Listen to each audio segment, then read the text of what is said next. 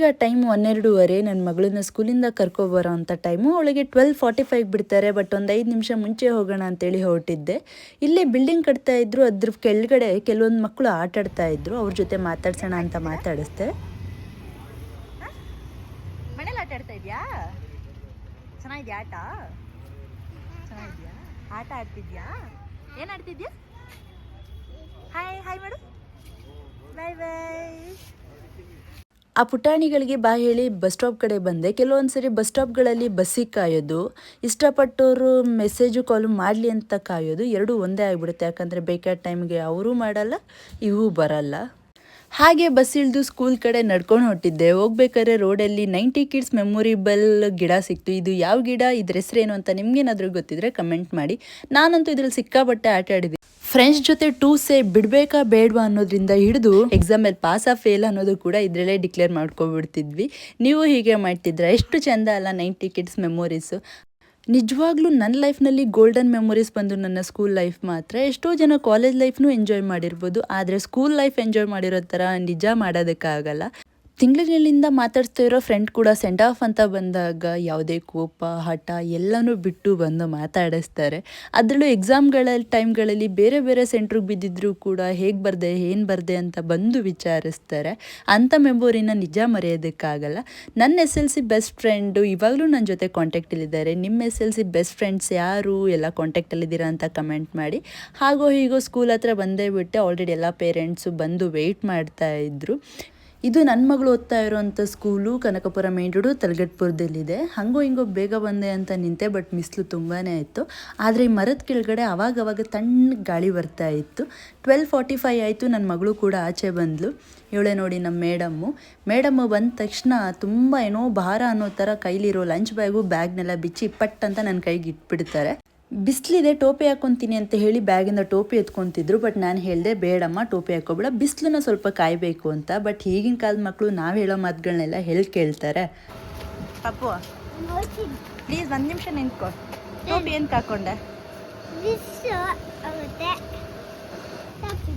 ಸರಿ ಅಮ್ಮ ನೀನೇ ಗೆಲ್ಲು ಅಂತ ಹೇಳಿಬಿಟ್ಟು ಸ್ಕೂಲ್ ಕಡೆಯಿಂದ ಮನೆ ಕಡೆಗೆ ಹೊರಟ್ವಿ. ನಿಜವಾಗ್ಲೂ ಮಕ್ಕಳ ಜೊತೆ ಟೈಮ್ ಸ್ಪೆಂಡ್ ತುಂಬ ಮಾಡಬೇಕು. ಯಾಕಂತಂದರೆ ಒಂದು ಬಾಂಡಿಂಗ್ ಆಗಿರ್ಬೋದು, ಮಕ್ಕಳು ಬೆಳವಣಿಗೆ ಆಗಿರ್ಬೋದು, ನಾವು ಅವ್ರಗಳ ಜೊತೆ ಟೈಮ್ ಎಷ್ಟು ಸ್ಪೆಂಡ್ ಮಾಡ್ತೀವಿ ಅದ್ರ ಮೇಲೆ ಎಲ್ಲನೂ ನಿಂತಿರುತ್ತೆ. ನನ್ನ ಮಗಳು ಹಾಗೆ ರೋಡಲ್ಲಿ ಬರ್ತಾ ಒಂದು ಹೂವನ್ನ ಕಿತ್ಕೊಂಡ್ಳು. ಹೂವನ್ನ ನಾವು ಕಾಗೆ ಹಣ್ಣಿನ ಹೂವು ಅಂತ ಕರಿತೀವಿ. ನೀವೇನು ಅಂತ ಕರಿತೀರಾ? ನಿಮಗೆ ಈ ಹೂವು ಯಾವುದು ಅಂತ ಗೊತ್ತಿದ್ರೆ ಕಮೆಂಟ್ ಮಾಡಿ. ಇವಳು ಇದನ್ನು ಮನೇಲಿ ಕೊಡ್ತೀನಿ ಬಾ ಮಮ್ಮಿ ಐ ಲವ್ ಯು ಅಂತ ಹೇಳ್ಬಿಟ್ಟು ಕೊಡ್ತೀನಿ ಅಂತ ಬೇರೆ ಕರ್ಕೊಬಂತ ಇದ್ಲು.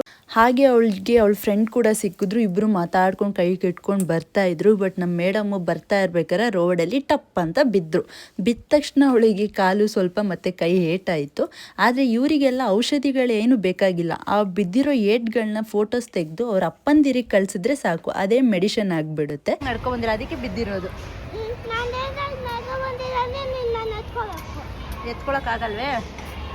ಈಗಿನ ಮಕ್ಕಳಿಗೆ ನಾವು ಒಂದು ಕ್ವಶನ್ ಕೇಳಬೇಕು ಅಂತ ರೆಡಿ ಆಗಿದ್ದರೆ ಅವ್ರಗಳ ಹತ್ರ ಆಲ್ರೆಡಿ 10 ಆನ್ಸರ್ಗಳು ರೆಡಿ ಆಗಿಬಿಟ್ಟಿರುತ್ತೆ. ಹಂಗೋ ಹಿಂಗೋ ನಾನು ನನ್ನ ಮಗಳು ಮಾತಾಡಿಕೊಂಡು ರೋಡ್ ಕ್ರಾಸ್ ಮಾಡೋ ಹತ್ರ ಬಂದ್ವಿ. ರೋಡ್ ಕ್ರಾಸ್ ಮಾಡ್ಬೇಕಾದ್ರೆ ಅವಳಿಗೆ ಯಾವಾಗಲೂ ನಾನು ಹೇಳಿದ್ದೆ ಕೈ ಅಡ್ಡ ಹಾಕ್ಕೊಂಡು ರೋಡ್ ಕ್ರಾಸ್ ಮಾಡಬೇಕು, ಗಾಡಿಗಳು ಬೇಗ ಬಂದುಬಿಡ್ತವೆ ಅಂತ. ರೋಡ್ ಕ್ರಾಸ್ ಮಾಡ್ಬೇಕಾದ್ರೆ ನಾನು ಕಂಡಂಥ ಅದ್ಭುತ ಏನು ಅಂತಂದರೆ ರೋಡ್ಗಳಿಗೆ ಹೊಸ ಟಾರ್ಗಳು ಹಾಕಿದ್ರು. ನಮ್ಮ ಬೆಂಗಳೂರಲ್ಲಿ ಜನಗಳ ಪರಿಸ್ಥಿತಿ ಹೇಗಾದರೂ ಇರಲಿ, ವರ್ಷಕ್ಕೊಂದ್ಸರಿ ಎಲೆಕ್ಷನ್ ಬರೋದಕ್ಕಿಂತ ಮುಂಚೆ ರೋಡ್ಗಳಿಗೆ ಟಾರ್ ಹಾಕ್ಬಿಡೋದು ಅವರ ಕೆಲಸ. ಈ ನಮ್ಮ ಸರ್ಕಾರದವ್ರು ಮಾಡೋದು ಒಂದೊಳ್ಳೆ ಕೆಲಸ ಏನಂತಂದರೆ ವರ್ಷಕ್ಕೊಂದ್ಸರಿ ಇದೇನೆ. ಬಸ್ಸಲ್ಲಿ ಬರಬೇಕಾದ್ರೆ ಕಾರ್ನಲ್ಲಿ ಯಾರೋ ಒಬ್ರು ಸಡನ್ನಾಗಿ ಅಡ್ಡ ಬಂದರು. ಅದಕ್ಕೆ ಡ್ರೈವರ್ ಫುಲ್ ರೈಸ್ ಆಗಿಬಿಟ್ರು. ನಿಧಾನನೇ ಪ್ರಧಾನ ಅಂತ ಹೇಳ್ತಾರೆ. ಹಾಗಂತೇಳಿ ನನ್ನ ಮಗಳು ಹೋಗ್ತಾ ಇದ್ದಾಳಲ್ಲ, ಇಷ್ಟು ನಿಧಾನ ಹೋಗ್ಬೇಡಿ, ಅತಿ ನಿಧಾನ ಅಧ್ವಾನ ಆಗಿಬಿಡುತ್ತೆ. ಯಾವಾಗಲೇ ಆದರೂ ಬರಬೇಕಾದ್ರೆ ಆ ಸೈಡ್ ಈ ಸೈಡ್ ಸ್ವಲ್ಪ ನೋಡ್ಕೊಂಡು ಬರಬೇಕು. ಬಸ್ನವ್ರು ಸಡನ್ನಾಗಿ ಗುದ್ದಿದ್ರೆ ಎಫೆಕ್ಟ್ ಯಾರಿಗೆ ಒಬ್ರಿಗೆ ಆಗ್ತಿತ್ತಾ? ತುಂಬ ಜನಕ್ಕೆ ಆಗ್ತಾ ಇತ್ತು. ಗಾಡಿಗಳು ಓಡಿಸ್ಬೇಕಾದ್ರೆ ಸ್ವಲ್ಪ ನಿಧಾನವಾಗಿ ಜೋಪಾನವಾಗಿ ಓಡಿಸಿ. ಹಂಗೋ ಹಿಂಗೋ ನಾವು ನಮ್ಮ ಮನೆಗೆ ಬಂದ್ವಿ. ನಾವು ಮನೆಗೆ ಬಂದ ತಕ್ಷಣ ನನ್ನ ಮಗಳು ಮಾಡಿದ ಫಸ್ಟ್ ಕೆಲಸ ಏನು ಅಂತಂದರೆ ಅವಳು ಬಿದ್ದಿದ್ದಂಥ ಗಾಯಗಳಿಗೆ ಔಷಧಿ ಹಾಕೊತಾ ಇದ್ಲು. ಹಾಗೆ ನಮ್ಮ ಪಕ್ಕದ ಮನೆ ಒಂದು ಪಾಪು ಬಂದು ಅವಳಿಗೆ ಹೇಗೆ ಸಮಾಧಾನ ಮಾಡ್ತಿದೆ ನೋಡಿ.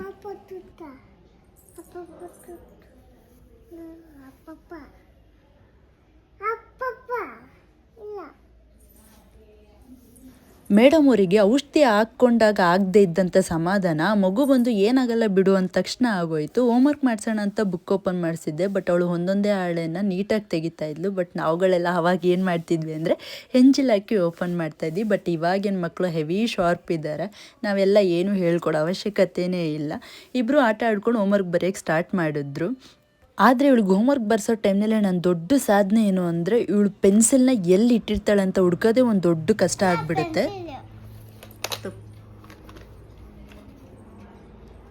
ಎಲ್ಲಿ pencil?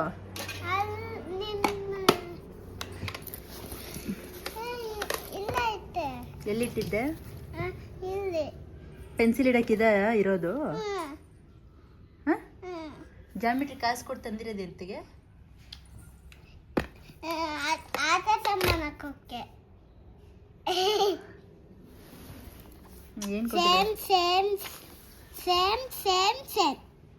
This is one cycle. Okay. Same. This is one cycle. ಇದು ಸೇಮ್ ಅಲ್ಲ ಮಮ್ಮಿ? ಅದಕ್ಕೆ ಸೈಕಲ್ ಮದ್ದು ಇದಕ್ಕೆ. Same. This is one cycle. ಏನಂತ ಬರೀತಾಳ್ಬ? 93 94 95. ನಾವಂತೂ ಈ ಏಜ್ನಲ್ಲಿ ಸ್ಲೇಟು ಬಳಪ ಇಟ್ಕೊಂಡು ಬೆಳೆದವರು. ನಮ್ಮ ಮಕ್ಕಳಂತೂ ಇವಾಗ ಪೆನ್ಸಿಲ್ ಅಲ್ಲದೆ ಪೆನ್ನು ಕೂಡ ಇಟ್ಕೊಳ್ಳೋದು ಕಲ್ತ್ಬಿಟ್ಟಿದ್ದಾರೆ. ನಾವು ಅವಾಗವಾಗ ಪೆನ್ಸಿಲ್ ಮುಡ್ತಾ ಇದ್ವಿ, ಆದರೆ ಬರೆಯೋದಕ್ಕಲ್ಲ. ಯಾರಾದರೂ ಎಕ್ಸ್ಟ್ರಾ ಮಾತಾಡಿದ್ರೆ ಅವ್ರಿಗೆ ಚುಚ್ಚೋದಕ್ಕೆ, ಇಲ್ಲ ಅಂತಂದರೆ ಯಾರ್ದು ಉದ್ದ ಇದೆ ಯಾರು ಚಿಕ್ಕ ಇದೆ ಅಂತ ನೋಡಿಕೊಂಡು ಯಾರ್ದಾದ್ರೂ ನಮ್ಗಿಂತ ಉದ್ದ ಇದ್ದರೆ ಪ್ಲೀಸ್ ಕಣೆ ನನ್ನ ಚಿಕ್ಕ ಇದೆ ನಿಂದು ಉದ್ದ ಇದೆ ಶಾರ್ಪ್ ಮಾಡು ಅಂತ ಹೇಳಿ ಅವ್ರನ್ನೂ ಶಾರ್ಪ್ ಮಾಡಿ ಅವ್ರ ಲಡ್ಡೆಲ್ಲ ಮುರಿದೋಗೋ ಥರ ಮಾಡಿ ನಮಗಿಂತ ಚಿಕ್ಕ ಮಾಡೋ ತನಕ ನಮಗೆ ಸಮಾಧಾನ ಆಗ್ತಾ ಇರಲಿಲ್ಲ. ನಿಜವಾಗ್ಲೂ ಆ ಮೆಮೊರಿಗಳನ್ನ ನೆನೆಸ್ಕೋಬೇಕು ಅಂತಂದರೆ ಏನೋ ಒಂಥರ ಖುಷಿ ಆಗುತ್ತೆ. ಎಷ್ಟೋ ಜನ ಕೇಳ್ತಾರೆ, ನೀವುಗಳೆಲ್ಲ ಗೌರ್ಮೆಂಟ್ ಸ್ಕೂಲಲ್ಲಿ ಓದಿದ್ದೀರಾ, ಬಟ್ ನಿಮ್ಮ ಮಕ್ಕಳನ್ನ ಮಾತ್ರ ಯಾಕೆ ಪ್ರೈವೇಟ್ ಸ್ಕೂಲಿಗೆ ಹಾಕ್ತೀರಾ ಅಂತ. ಗೌರ್ಮೆಂಟ್ ಸ್ಕೂಲಲ್ಲಿ ಫೆಸಿಲಿಟೀಸ್ ಇಲ್ಲ, ಟೀಚರ್ ಸರಿ ಇಲ್ಲ, ಎಜುಕೇಷನ್ ಸರಿ ಇಲ್ಲ ಅನ್ನೋ ಯಾವುದೇ ಕಾರಣಕ್ಕೂ ಅಲ್ಲ. ನಾವುಗಳೆಲ್ಲ ನಮ್ಮ ಮಕ್ಕಳನ್ನ ಪ್ರೈವೇಟ್ ಸ್ಕೂಲಿಗೆ ಹಾಕೋದು ಒಂದೇ ಉದ್ದೇಶಕ್ಕೋಸ್ಕರ. ಅದು ಏನಂತಂದರೆ ನಾವುಗಳಂತೂ ಚೆನ್ನಾಗಿ ಓದಿ ಏನೂ ಮಾಡೋದಕ್ಕಾಗಿಲ್ಲ, ಬಟ್ ನಮ್ಮ ಮಕ್ಕಳಾದರೂ ಚೆನ್ನಾಗಿ ಓದಿ ಏನಾದರೂ ಒಂದು ಒಳ್ಳೆ ಸಾಧನೆ ಮಾಡಲಿ ಅನ್ನೋ ಒಂದು ಇಂಟೆನ್ಷನ್ನು.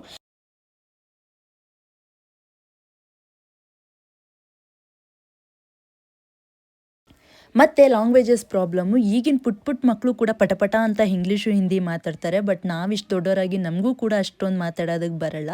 ನಮ್ಮ ಮಕ್ಕಳು ಹೀಗಾಗಬಾರ್ದು, ಅವ್ರ ಭವಿಷ್ಯ ಹಾಳಾಗಬಾರ್ದು, ಅವರು ಎಲ್ಲರ ಮುಂದೆ ಚೆನ್ನಾಗಿ ಮಾತಾಡಬೇಕು. ಹಾಗಂತೇಳಿ ಕನ್ನಡನ ಮರೀರಿ ಅಂತ ನಾವು ಯಾವುದೇ ಕಾರಣಕ್ಕೂ ಹೇಳಲ್ಲ. ಕನ್ನಡನೇ ಮೊದಲು. ನಾವು ಕೂಡ ಕನ್ನಡ ಶಾಲೆಯಲ್ಲೇ ಓದಿದ್ದು, ಅದು ಗೌರ್ಮೆಂಟ್ ಸ್ಕೂಲಲ್ಲೇ. ಬಟ್ ನಮ್ಮ ಮಕ್ಕಳು ಭವಿಷ್ಯ ಮುಂದಾಲೋಚನೆ ಮಾಡಿ ಪ್ರೈವೇಟ್ ಸ್ಕೂಲ್ನ ಆಯ್ಕೆ ಮಾಡ್ಕೊಂಡಿದ್ದೀವಿ ಅಷ್ಟೇ. ಹಾಗೆ ಮಾತಾಡ್ತಾ ನನ್ನ ಮಗಳನ್ನ ಏನಾಗ್ತೀಯಾ ಅಂತ ಕೇಳ್ದೆ. ದೊಡ್ಡಳದ್ಮೇಲೆ ಏನಾಗ್ತೀಯಾ? ಡಾಕ್ಟರ್. ಇಂಜೆಕ್ಷನ್ ಹೆಂಗೆ ಕೊಡೋದು ಗೊತ್ತಾ ಹೋಗ್ಲಿ ನಿಂಗೆ? ಹೆಂಗೆ? ಹಂಗನ್ಬಿಟ್ರೆ ಇಂಜೆಕ್ಷನ್ ಆಗೋಗ್ಬಿಡುತ್ತೆ. ನಮ್ಮ ಮೇಡಮ್ ಡಾಕ್ಟ್ರ್ ಆಗೋ ಆಸೆ ಆದಷ್ಟು ಬೇಗ ನೆರವೇರಲಿ. ಇಬ್ಬರು ಊಟ ಮಾಡಿ ಇವಾಗ ಮಲಗುವಂಥ ಟೈಮು, ಅದಕ್ಕೆ ಇಬ್ರಿಗೂ ಊಟ ಹಾಕ್ಕೊಟ್ಟೆ. ಇಬ್ಬರು ಊಟ ಮಾಡ್ತಿದ್ದಾರೆ. ಮತ್ತೆ ಸಿಗುವ ನೆಕ್ಸ್ಟ್ ವಿಡಿಯೋದಲ್ಲಿ. ಅಲ್ಲಿವರೆಗೂ ನಿಮ್ಮ ದಿನ ಶುಭವಾಗಲಿ ಅಂತ ಹೇಳ್ತಾ ಬಾಯ್.